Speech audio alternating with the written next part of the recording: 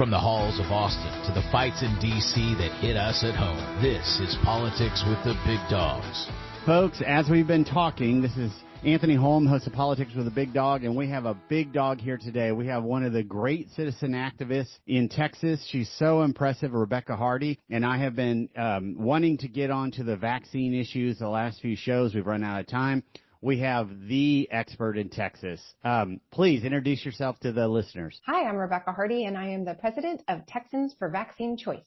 And what is Texans for Vaccine Choice? Well, we are the largest, oldest, and most effective organization in Texas dedicated to fighting back against medical tyranny and advancing your rights to choose how, if, and when you vaccinate. Medical tyranny. Look, I only came familiar with you in the last 18 to 24 months, and I was so impressed. Here is an organic, citizen-led activist group that is shockingly effective in the Texas legislature. So kudos to you.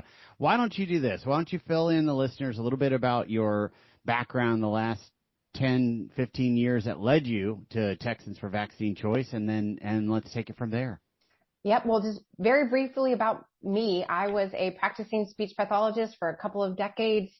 And it was really those early years right out of graduate school when I was setting up my practice, and so many parents started coming into my office with their very young children with shocking and very sad stories of regression in their children following a shot visit. And I just remember going home at night thinking something's not right about this. Fast forward several years when I met the Lord, met my husband, and started our family. Those early experiences as a speech pathologist really informed, I would say, those seeds that were planted those years ago were truly germinated. And we just made very different vaccination decisions for our two daughters. And so when 2015 rolled around and a state representative out of Dallas, former state representative Jason Villalba, filed a vaccine mandate bill, a couple of moms got together and said, oh no, we don't know how to kill a bill, but by golly, we're going to go to Austin and figure it out. And we did. And the movement of Texans for Vaccine Choice was birthed. And to date, since that 2015 session, we have killed every single bad bill that has been filed that would infringe on Texans' rights to informed consent and vaccine choice. And now we are seeing in these post-COVID sessions, we are actually finally getting some momentum for our protective, good legislation. And it's just really exciting to see that all of our hard work really, helping inform Texans and our electeds about this issue is finally taking root. Wow. Finally taking root. This is incredible. I didn't understand that you began in 2015. So hold on. I need to back us up to make sure the listeners have all the information. And frankly, in case they have to leave, where can they learn more? Tell us the web address of your organization. Yep, TexansForVaccineChoice.com. It is a treasure trove of information. If you want to know about your rights and the gaps of your rights that still exist legally in Texas, go to TexansForVaccineChoice.com.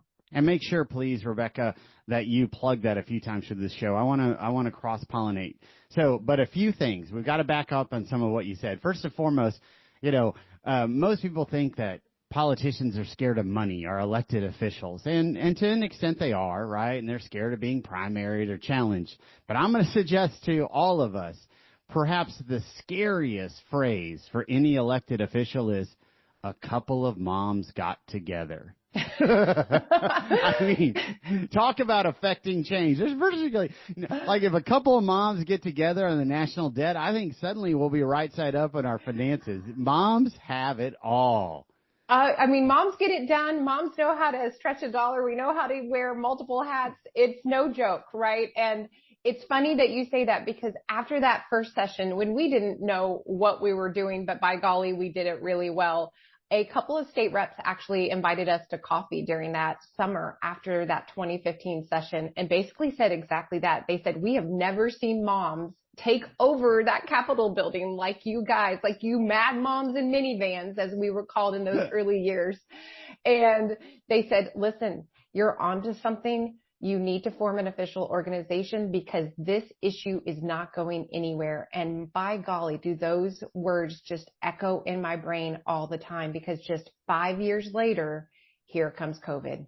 Sure. And we saw what happened there. Look, I think it was a disaster at the state level, but let's work up to that. The other thing that I want to say is, you were doing speech pathology in and out of the schools, is my understanding, and you used the phrase very young. Parents were coming to me very young saying, we had language regressions, and you were early in your career. And just a sidebar, look, I really found a sense of faith myself on a personal level. It was much deeper upon marriage, which I did later in life, and then we parent 2 daughters. I get that, like children really brought a tremendous sense of faith and comfort and ease to me. So, but I want to make sure that we're all talking about the same thing. So what does a very young child mean? Because it can mean 5 or 6 or 7 to other. What did it mean when you're using it? Yep, great question. So my kind of where I really cut my teeth as a speech pathologist was in a school district here in North Texas that had a early childhood program, in that they had standalone campuses just for the 3 to 5 year olds. And oh, wow. in Texas, you can start school at 3 if you have a significant enough disability.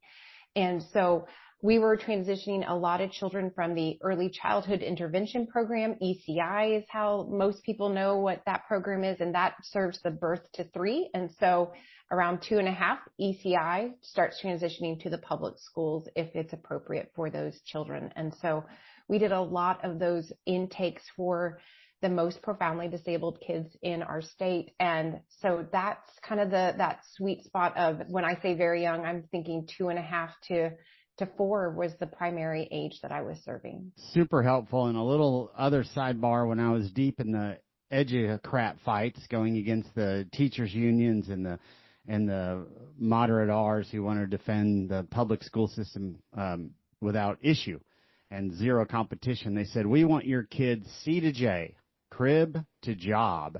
And what I'm learning as I hear this is, even in 2010, in many instances, they had that. And okay, so but setting that aside, so now you're working with 3-year-olds and 4-year-olds. You're young in your career, and what are the parents telling you?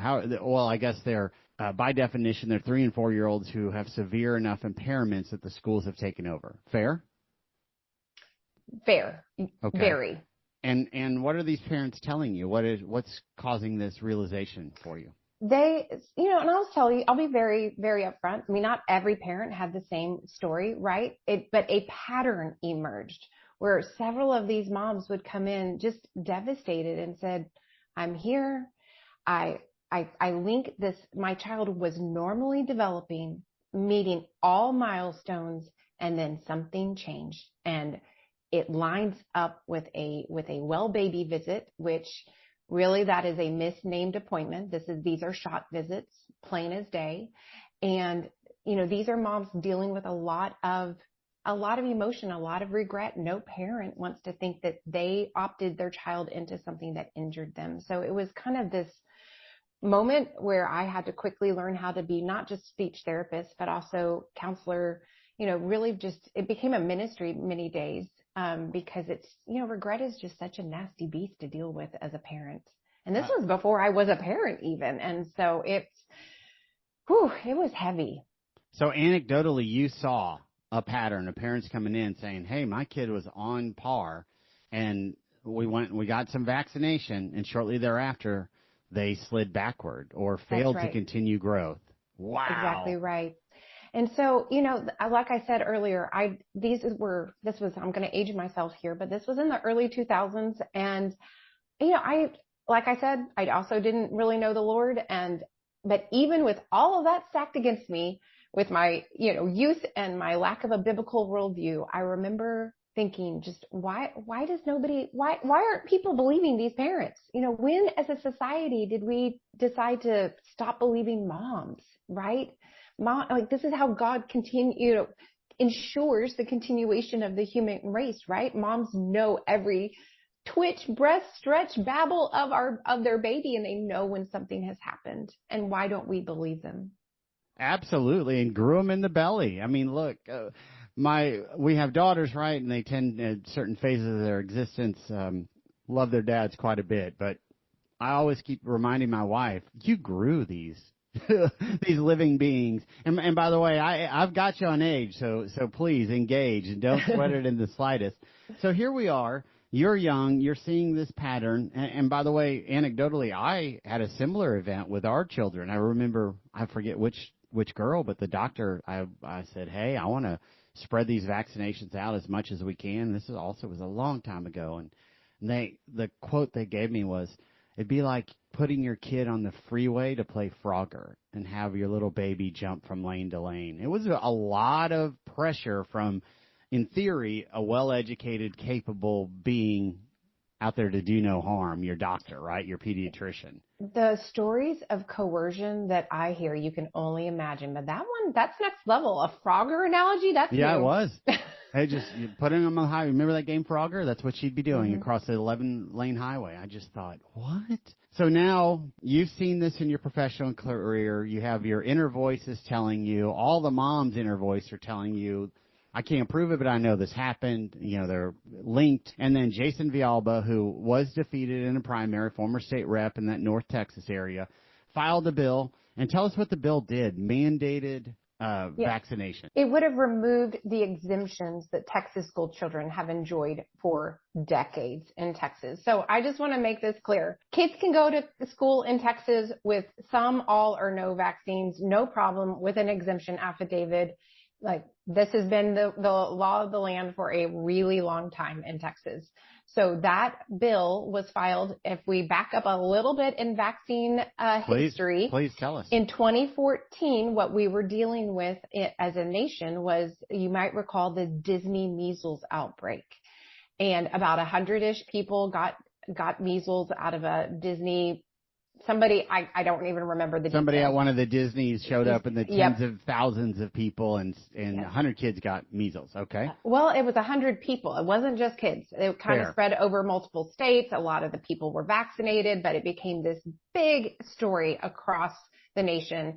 And Jason Villalba just got this bee in his bonnet, did this big PR splash, enough is enough, and said he was going to be filing this legislation. And a supposed conservative Republican. Folks, this is why we have this show. Like, we can give no quarter on policy. These guys tell us last week we were talking about DEI and CRT, yet we went through all the racial quotas mandated in the budget in our schools, and here, they've told us that you don't have to be vaccinated, but I think you're going to burst that bubble here later in the interview. So now Villalba is going on the Disneyland merry-go-round, and all the other Republicans are probably getting on the bandwagon because it's free press. And well, I'll tell you, it became kind of this lightning rod bill, and it's kind of funny because at some point Villalba tried to kumbaya the situation with TFVC and basically conceded that we were highly effective in his primary, and that he, because it took us 2 cycles to get him out, right? Somebody challenged him in 2017, did not prevail, and then in 2019, the challenger finally prevailed in the primary. It often happens. Yes, exactly. But even we made his life so miserable during the 2017 primary that he just said, listen, TFEC was so effective, I won't be filing my legislation again. It was a victory in itself. Sure. But in all of that communication, he also relayed to us that other state representatives had come into his office actually really mad because he had gone, full Monty with a vaccine mandate bill. And basically because of him, he was the lightning rod that created the force that is Texans for Vaccine Choice now. And they were complaining that they can't even get their little baby stepping stone bills passed. And I'm like, oh, so sad. So sad that you can't get your other baby tyranny bills passed because Jason Villalba accidentally. So let's really bring this into focus, listeners. And again, we have Rebecca Hardy. What's your official title and role? President of Texans for Vaccine Choice. And your website? TexansForVaccineChoice.com. Okay. So Jason Villalba, after this measles outbreak, says, we're going to mandate vaccines for all kids who attend public schools, period, right? And I'd like to understand his how he's going to do that for all the illegal children who, came across in other ways, don't have. But regardless, setting that aside, and then it turns out that he disclosed to you that other members came in and said, hey, man, I was doing one step at a time, like I'm going to go pass a bill that forces every public school kid to have measles vaccination. And then we'll do this one, then we'll do that one. And you screwed it up for us. Yep. Is that fair? Yes. Some of those baby bills they're bad bills. Sure. I would call them stepping stone bills, right? They would be vaccine reporting bills where every campus, almost every classroom would have to report their vaccination rate. We're talking teacher mandates. We're talking about making the vaccine data, the registry in Texas opt out. Currently it is opt in as it should be. Like if you're going to ask the state to track your medical decisions, by golly, it should be with consent. Nope. We're just going to remove that piece completely. I mean, we're talking a lot of pretty significant policy changes, but could have flown under the radar easily. And this was when Republicans controlled the House and Senate, and these type of programs are passing. We're passing then, we saw the disaster that was COVID nonsense at the state level and how long the governor's office kept that emergency order open, and it was like for years to intervene in our health care and track us and the mandates. So at the time, the state was trying to set up a national or a statewide database to enforce and track vaccinated individuals. And the Republicans, but for the activists listening to shows like this, it would have happened. And to moms like you, like it's incredible. It's a crazy story. It really is. And I want to make it clear, like nothing about the story of Texans for Vaccine Choice makes sense on paper, right? This is definitely a work of the Lord. And we are called to the mission that we are called to, and we work with diligence and excellence, but we know the results are His, and there's some peace in that. I'm going to take it I'm going to take a step to the side on that and not to disrespect any faith whatsoever. I'm going to suggest rather that in addition to that, this is how government should work. When there is a policy that is out of whack or a cause, the people should be able to rise up, self-govern, organize, and enforce their will. And it's unusual because it just doesn't happen that way. It's usually some billion-dollar corporation or $50 million PAC or this or that. But it can be done, and you're the greatest example of that of late. So tell us about the organization. A bunch of moms, and probably in a mom face group. This mom Facebook group things that my wife and the community has been able, like, it's unbelievable what they can do. So, yep, we started with a secret Facebook group that went from 20 moms to 1,200 moms within a month, and wow. It just grew from there. And then we put up a page, and then we put up a website, and we just started growing from there. And we've held a rally every session. So I can't remember if we've done 5 or 6 rallies now, but that first rally we spun up in about 3 or 4 weeks, and we had 75 Texans there, and it seemed like wait, 75 people showed up at your rally? Okay.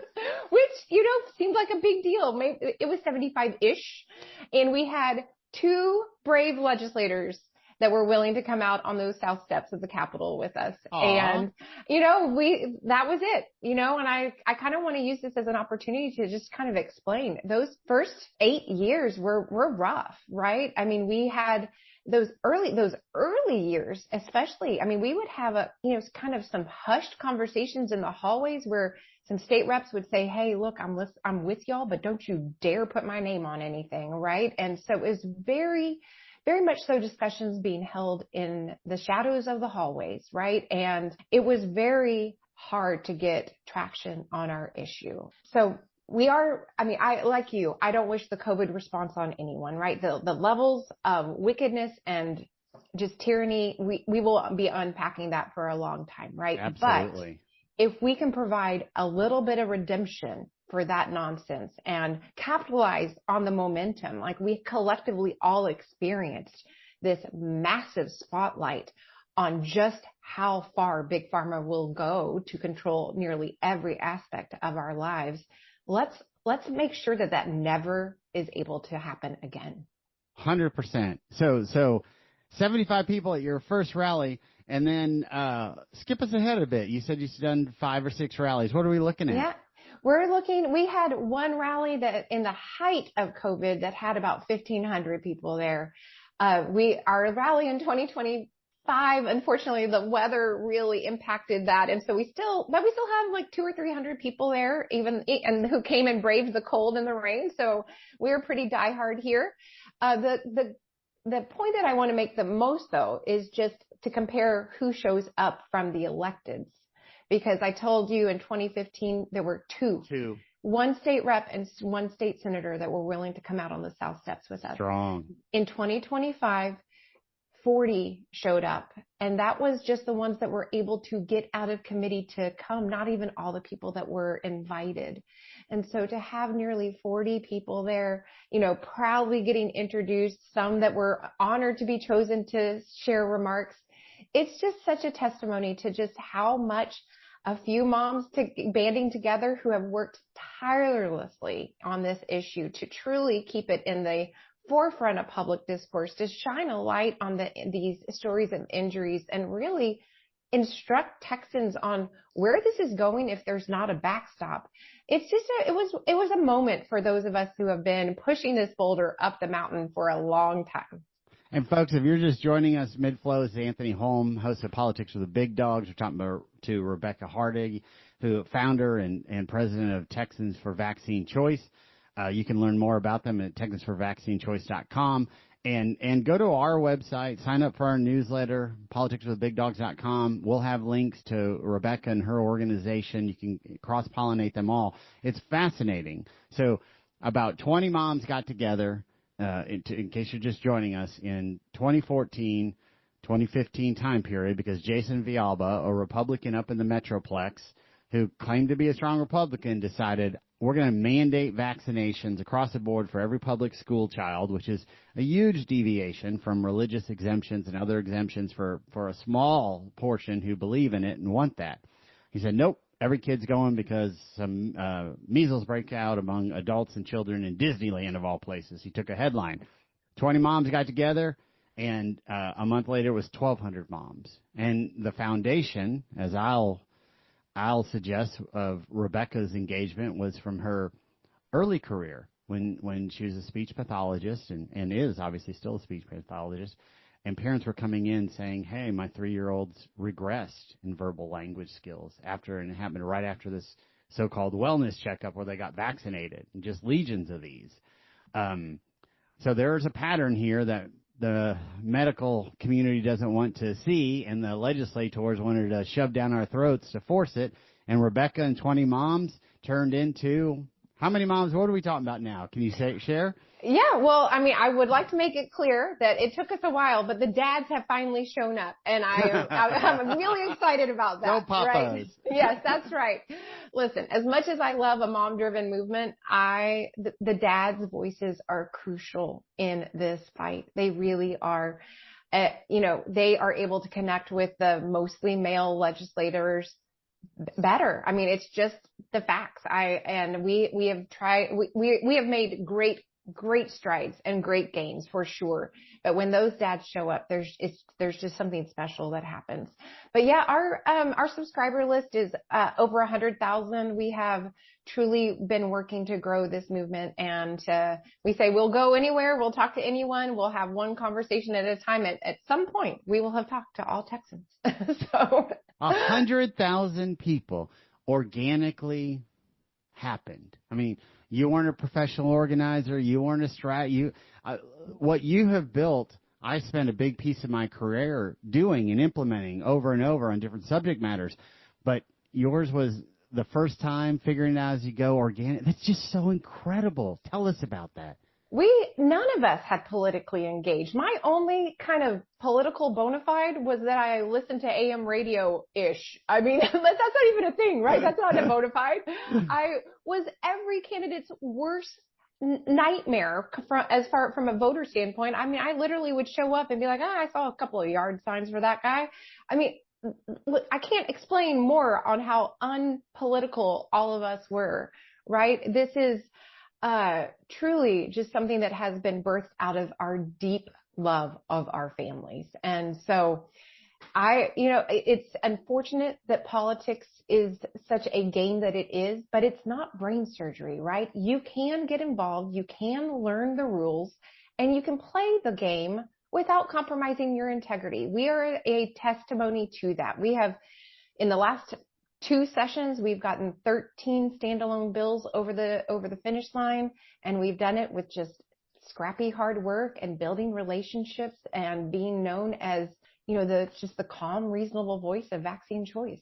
And folks, we all know elected officials. It isn't rocket science, this system. And as we have this exchange on AM statewide radio, the Salem, the conservative networks in Dallas and Houston and San Antonio, you as a listener, Rebecca just explained, that was the extent of her engagement. If you are passionate about an issue, you too can lead. You may not have this kind of success, but you can have an amount of success and affect policy. I have always said if 1% of a member's district speaks with a uniform voice, it affects change. And it's probably lower. Like if they get 300 calls on an issue, it scares a state rep, and they generally change. You found that. And before I turn it back to you, which is essential, I want to point out to our listeners, it's one thing to kill a bill in the Texas legislature.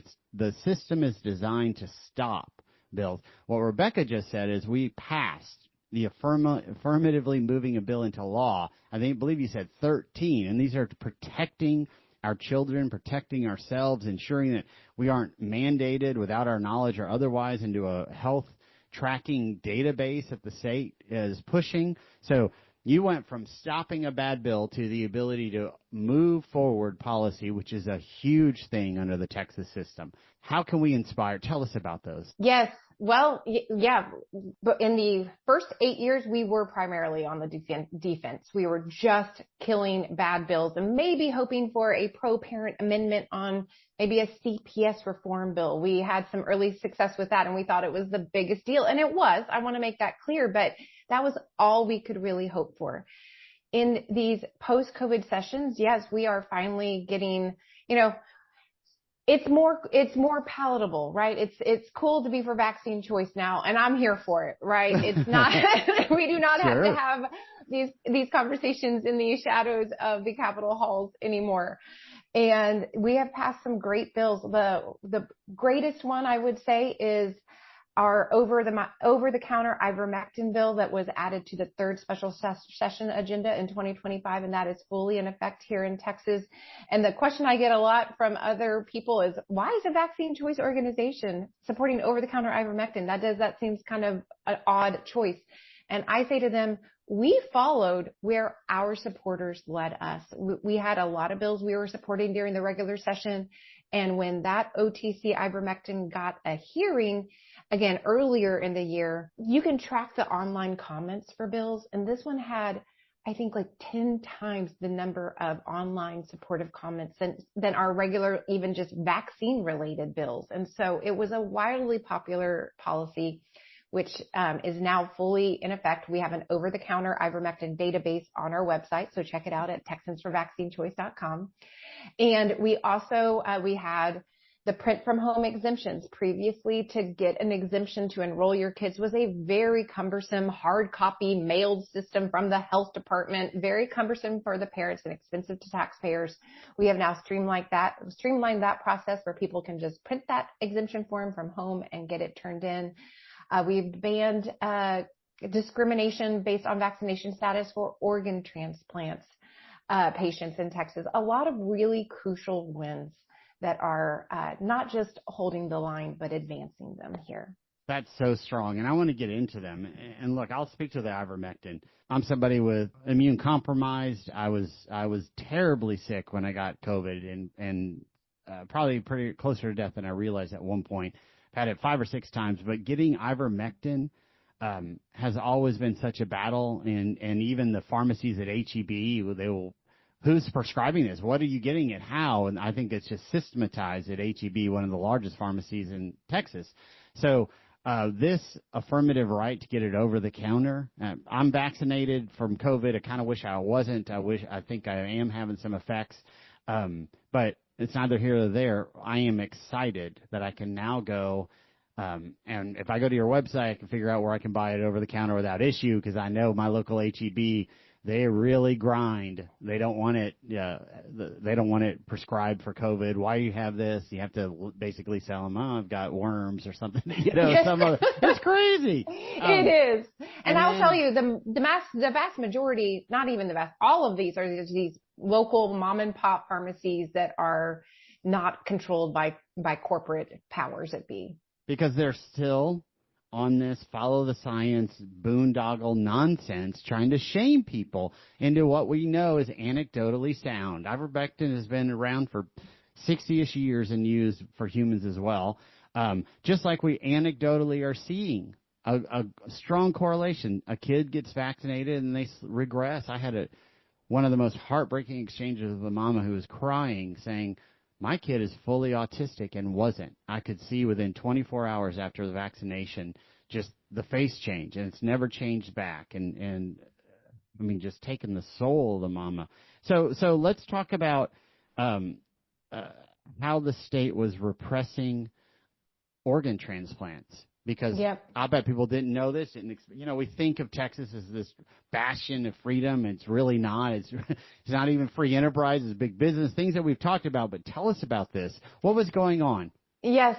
Well, this was a call that I was getting probably about once or twice a month. I mean, this is not a small issue, right? Sure. And for every 2 phone calls I get per month, there's probably dozens of other people that don't even know that they can call and use TFEC as a resource, right? And so these are some of the most heartbreaking stories. And I want to make it clear, this is the majority of these stories were conditioning transplants based on the COVID vaccine, but it's not isolated to the COVID vaccine. These were kids saying, your kid needs a heart. Here are the 8 vaccines they have to get in order to get this heart to save their lives. We are conditioning, life-saving care in Texas on arbitrary medical procedures that have nothing to do with this child's need for a heart, right? And this was the policy, if not the law, in Texas until when? So until that bill went into effect in September of 2025. And so until just recently, you could get denied an organ simply for your vaccination status. Stay tuned for more Politics with the Big Dogs coming up. Love what you're hearing? Find all of our shows at politicswiththebigdogs.com. Subscribe to our newsletter and send in your questions. politicswiththebigdogs.com. More with Anthony Holm coming up in just a minute. Don't forget to sign up for our newsletter at politicswiththebigdogs.com. While you're there, make sure you listen to our previous episodes of Politics with the Big Dogs. Politics with the Big Dogs is brought to you by the First Amendment Alliance Education Fund. Got a question for Anthony Holm? Email Anthony at politicswiththebigdogs.com. Now, more with Anthony Holm on Politics with the Big Dogs. Welcome back. This is akin to the Frogger analogy that I experienced. Like, what do you do if you have an exemption or otherwise, or you didn't vaccinate one element, your child, and the hospital and the doctors are refusing to give your kid a heart, a kidney, an organ, a transplant, unless you do A, B, or C? You have no choice. It's very hard for these parents to navigate these decisions, and we can only do so much, right? Because these are hospital policies that are completely legal. And so the best thing we can do is try to find a hospital that is not being quite so oppressive with their policies, but then they have to kind of start all over with their care. And it's just, I have the stories we have submitted during these committee hearings from families saying, I had to move out of Texas to go to another state that would allow my child to live and get this organ. They're the most heartbreaking stories. And I think they do move the legislators because they think, wow, people are moving out of our state because of these health policies. At the same time, the largest lobby group in Texas was trying to pass a cap of pain and suffering in these parents of $250,000. And all the Republicans are wanting to do it. It's just insane. That SB 30 would have been an absolute nightmare for Texans for Vaccine Choice families. I'm glad it did not end up prevailing. It's insane. Okay, so that was the organs, and thank God y'all fixed it. But that's 5 years after COVID, and you guys had to go do it. You had to say, no, you cannot restrict access to an organ for a child in Texas or an individual in Texas predicated on arbitrary vaccines. Is that right? That's right. Yeah, this wasn't just for children. We were hearing from adults as well. 100%. And now, what type of vaccine abuse is currently going on? Because you and I spoke in the past. Tell us about it. Yep. I would say, well, let's define some terms, okay, first, and that is that I want to explain. Hold on. Before we lead into this, because people come in and out of the radio show, Rebecca Hardy, president, founder of Texans for Vaccine Choice in Texas, started actually in 2005 when a Republican state House member wanted to force vaccinations top to bottom on every public school child in Texas and eradicate the exemptions. There was a small number of exemptions issued for religious and other beliefs. 20 moms got together, became 1,200 moms in about a month, and here we are 12 years later, and she's doing great justice and service to our state. So please continue now. Thank you. So yes, in TFEC land, a mandate would be something that you really can't say no to, right? Now, I could talk all day long about how getting an exemption to say no to an optional medical procedure is probably unconstitutional and very antiquated, right? We shouldn't have to get these papers merely to say no to any other medical procedure. I just say no and walk out of my doctor's office, Sure. right? But currently the system we have is this exemption process, right? Will be it for kids or health, your job or what have you. So when I say mandate, I mean saying yes is your only option. You can't say no. There's no a practical option. Yes. Period. There's no exemption, right? Fair. So in Texas, we have some subsets of Texans that are still under what I would call a mandate. Our healthcare workers are probably the chief among them. The statutes that are surrounding these healthcare workers are very non-protective, and so they are left without choices. Our healthcare student statutes are also very, there's a lot of loopholes there for our healthcare students, and I'm talking about those in animal health and human health and first responders, the whole gamut of any sort of student or healthcare worker are still under mandated vaccines. And then the other thing that I think is really unfortunate that's still completely legal in Texas is dismissing patients from care based on vaccines. And so those are the Texans that we want to protect, our healthcare workers, our healthcare students, and just patients and their access to care. What does that mean? That a doctor or a hospital both can say, I refuse to treat you because you're not vaccinated? 100%. It happens every day in Texas with parents getting discharged from practices, from pediatricians. That is probably our chief phone call here at TFEC is, hey, I live in X city and I need a pediatrician that's not going to kick me out because I'm saying no to some vaccines. And so we have a robust provider database. It's kind of the new healthcare economy that we're maintaining here at TFEC, where we are connecting families with providers in their area that actually believe in patient-centered care. What a concept. Incredible. And imagine, folks, if 99% of all pediatricians expelled your kid from their health care or from their work because you don't have them fully vaccinated on the same timeline and schedule that they want. Effectively, you wouldn't have a pediatrician, and I'll bet some people don't. There's many communities probably have one or two smaller communities, and wow. They are left without a medical home is what has happened. And so, we work with a lot of pediatricians across the state who have figured out how to have a thriving practice without that vaccination money, right? Because let's be clear, these pediatricians get highly reimbursed for their... Is that the case? Is that the situation? Tell us about it. So there's just a lot of money that are the pediatricians that we work with that are there to provide,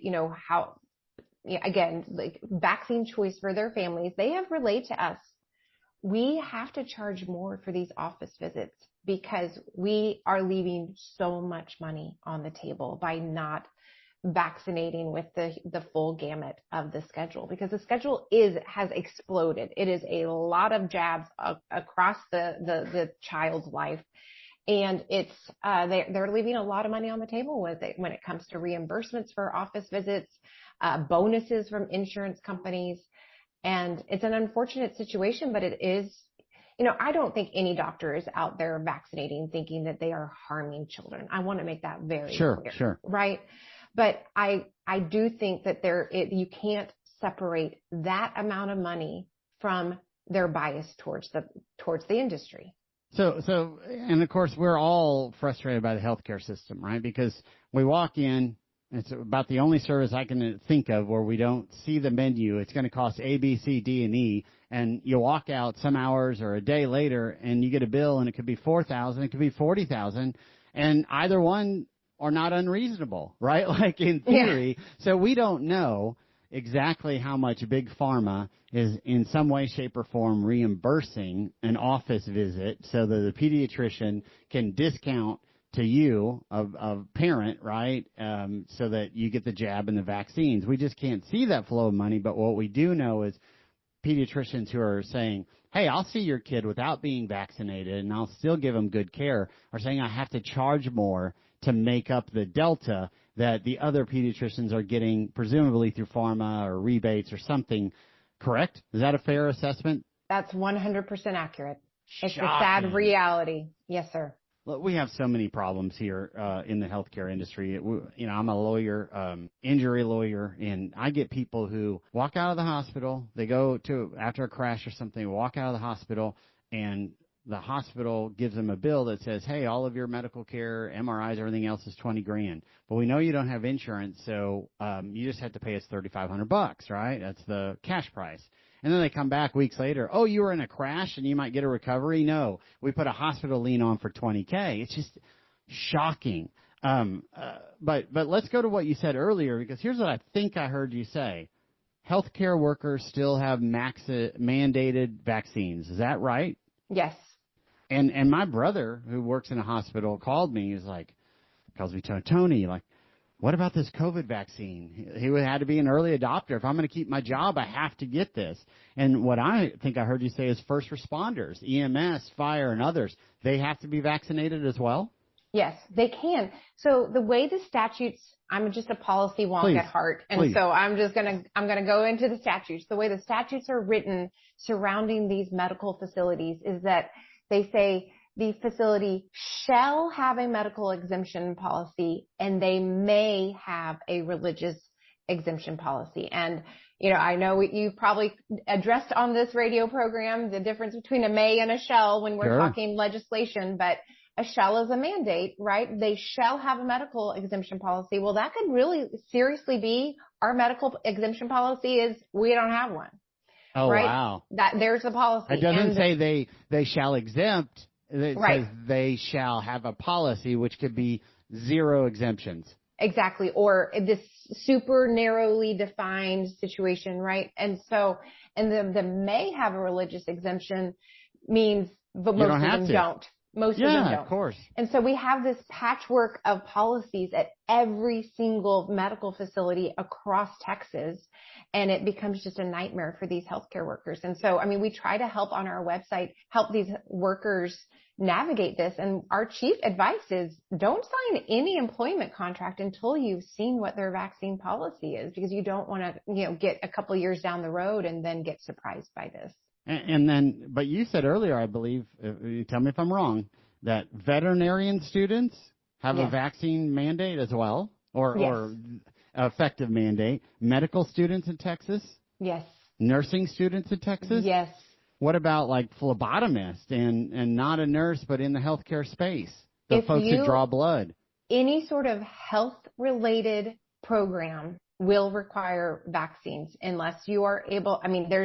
I've talked to literally a handful that has been able to, it's taken so much work to get through their training because they're having to get very specific clinical rotations at a clinic that is sympathetic to the cause. That this is very, very difficult to navigate if you are trying to become a healthcare professional and not submit yourself to several rounds of vaccines based on your clinical rotations and how long you're studying. I talked to an orthopedic surgeon the other day who said by the time he finished truly out of medical school, ready to launch out on his practice, it was probably 8 rounds of vaccinations that he had consented to. As an adult. No, you have to consent, but you have no choice but to consent if you want. And they didn't care whether he'd had them 2 years ago at his previous rotation. It was just no science, no let's draw titers, no anything. It was just consent or you're out. And drawing titers is to see if it's still in your bloodstream, is my layman's for the listeners. And I have a little bit of experience with this because during COVID, I got contacted by a number of actual federal employees saying, hey, I'm not down with this COVID thing. Can you help me? So there was a group of soldiers who had now retired soldiers who I believe are in INS and DPS and I try to navigate. In fact, Briscoe Kane, former state rep, running for Congress, helped me a lot with that. And it's been a real battle. But here's the bottom line, folks. If you want to be a medical professional in any way, shape, or form, you are still effectively mandated to have legions of vaccines or potentially legions, as this ortho said. And then something we went into the show last, I'll bet most of you believed we didn't have any vaccine mandates in Texas, yet we know one of our largest and fastest growing industries, healthcare, does, top to bottom, even the poor veterinarian students. And then last week, I outlined how DEI and race-based quotas are still mandated primarily in our dental schools, our hospitals. I walked you through what the budget said, and they actually had 31% minority students this time, 32 next time, and West Texas State shall graduate, not just enroll, but graduate, 179. So here's the bottom line. Our legislature, whether it's deceit by intent or just by a lackadaisical kind of the shiny ball, oh, CRT, DEI, it's out. We're going to pass a bill. It's gone. It's gone. Don't worry about it. Well, it turns out it's not, right? It's still happening. And the same thing with this COVID response. Oh, no forced vaccine mandates. Now they're reflecting, saying, oh, it was all a big scam. But here's Rebecca Hardy, 6 years after, really, we should have been out of the COVID, still battling forced vaccinations in a massive sector. How do we do better? We do better by getting involved. You need to follow Texans for Vaccine Choice. One thing that I just want to clarify, we did ban COVID vaccine mandates for employees in Texas. And this was definitely a win, although I will tell you that it became effective in February of 2024. So that bill took a very long time to get passed. And when it became effective, it essentially solved a problem that was no longer in effect. It was a problem that it solved a problem that no longer existed in Texas. Anyway, so what I'm talking about as far as these vaccine mandates for our healthcare workers and students technically don't involve COVID, although we are still, I spoke last night at Weatherford College, and that nursing program is still saying on their website that nursing students must have the COVID vaccine. So while we ban them, it's still a problem, right? And so, but I do want to just clarify, the vast majority of these policies don't even involve COVID. And if COVID taught us anything, is that if you are concerned about the COVID vaccine, you should probably maybe be questioning some of the others that are on just the regular docket for children, right? Those same issues apply as far as the lack of liability, the lack of placebo-based testing, the lack of true clinical trials that lasted multiple years. So, and we could talk about that on another show, but I just want to clarify. So as far as what can we do? Well, hold on. It's essential that you clarify. So I just misspoke. Thank you. And anything I missed, look, I'm a dad of 2 daughters. I learned that I'm wrong many times throughout the day, and you're not going to offend me. If I have misstated anything else, it's essential that our listeners get good, accurate information. So jump in. If I've misstated anything else, please flag that too. Did I? No. Okay, I just thank you. So No, that's critical. It's critical. Now tell us, we were segueing into what can be done. I'm sorry. Yeah, well, Texans for Vaccine Choice exists to be this backstop, right? And so we are here holding the line. We are working diligently to keep this topic in the forefront of public discourse, right? This is not an issue that's going away. It's been here forever. We have some wind at our back here with this like greater MAHA movement in the aftermath of the COVID response, but it doesn't mean that our work is done. For instance, earlier this year, Bobby Kennedy had cleared house at the ACIP committee. That's the committee that, the CDC committee that sets vaccination policy for the entire nation's children. He cleaned house out of ACIP, set some new people in. And in January, that new committee basically removed 32 doses from the runaway vaccination schedule for America's kids. And then fast forward about 6 weeks, an activist judge just last month, March 16th, an activist judge, a federal judge out of Boston, Judge Murphy, overturned all of Bobby Kennedy's HHS authority, staying all of these votes that the ACIP committee had taken, and basically said, nope, all of those votes are null and void. We're going back to the old schedule. And I'm shocked to hear two things there. I'm sorry to interrupt you because we're going to run out of time. I'm shocked to hear that there are already 32 jabs that we could take out, which just tells me there must be 100 or something. Do you have any idea of how many doses there are? So when we're talking about the current vaccination program, there are 75 doses on the vaccination program for children from pregnancy when they're in the womb to when they graduate from high school. So 75 doses is where the current schedule is. Holy smokes. I'm shocked by that. And then I'm not shocked, but it's a broken system that a federal judge can shut all of this down for 330 million people. Okay, you are not backed by pharma. Pharma is spending tens of millions and everything else. People need to support your organization. You have a 501c3, an educational entity, correct? Yes. That's tax deductible, and then you have a 50C4, which allows you to advocate for policy. Is that correct? That's right. Our C4 is the arm that does all this policy, our activity during elections and in the legislature, and just policy-based initiatives. Folks, please go to their website. Give them $10. Give them what you can. These are moms. This is Rebecca, who is now 10 plus years on this fight. He probably wants to do other things. A mama, a grandma with her life, and she's fighting for us and our values and our ideas. Go and give them some support. Both sign up, be an activist, give them a pledge, do a recurring $10 a month on your credit card, whatever you can do. This is an important citizen-led movement protecting our children and our grandchildren.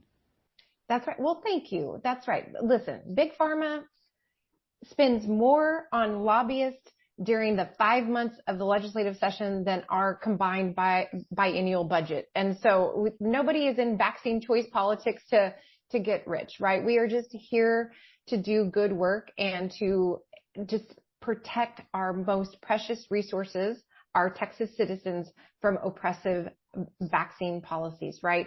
But it takes money to do this good work. It simply does. And I do invite your listeners to partner with us to help us hold the line and move it forward.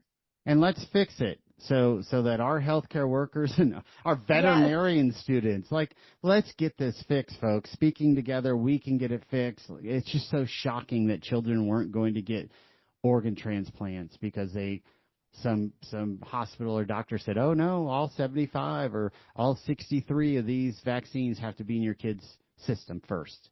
That's right. Shameful. It's time to end this. It is shameful. Like you said, people think that Texas is deep red, that we are some, standard bearer of liberty, but yet so many of these policies are still completely legal here. And it's time to make Texas the true medical refuge we deserve to be. God bless you, and God bless these moms. Thank you so much, Rebecca Hardy, Texans for Vaccine Choice. Please come back. Thank you. I sure hope you've enjoyed this episode. We've enjoyed having you here on Politics with Big Dogs. I appreciate you. Thank you so much, and God bless Texas. Politics with the Big Dogs with Anthony Holm is supported in part by the First Amendment Alliance Education Fund. Learn more about today's guest and hear other episodes online in our archive. Visit politicswiththebigdogs.com. If you have a question for Anthony Holm, email Anthony at politicswiththebigdogs.com. From deep in the heart of Texas, you've been listening to Politics with the Big Dogs.